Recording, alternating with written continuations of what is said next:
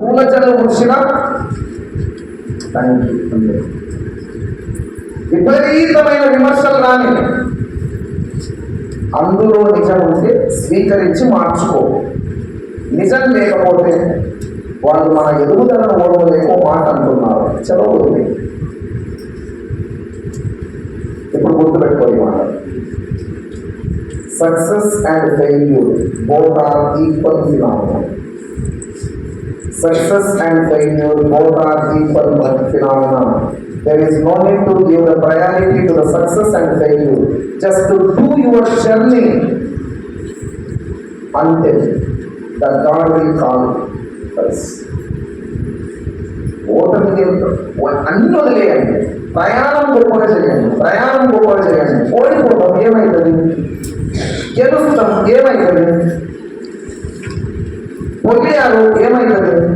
విమర్శించారు ఏమవుతుంది? తిట్టారు ఏమవుతుంది? మొహం మీద ఊసారు ఏమవుతుంది? నీ వల్ల కాదు అన్నారు ఏమవుతుంది?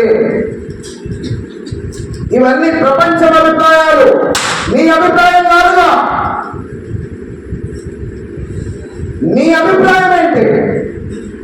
ఆశ ఊపిరుంటే చాలు, జయిస్తా ఈ ప్రపంచాన్ని. అది కదా నీ అభిప్రాయం. ఇంకోటి అభిప్రాయంతో నీ జీవితం ఎందుకు మారాలి? మనం మైనపు బొమ్మలం కాదు, మాటికి మార్చుకుంటున్నడానికి.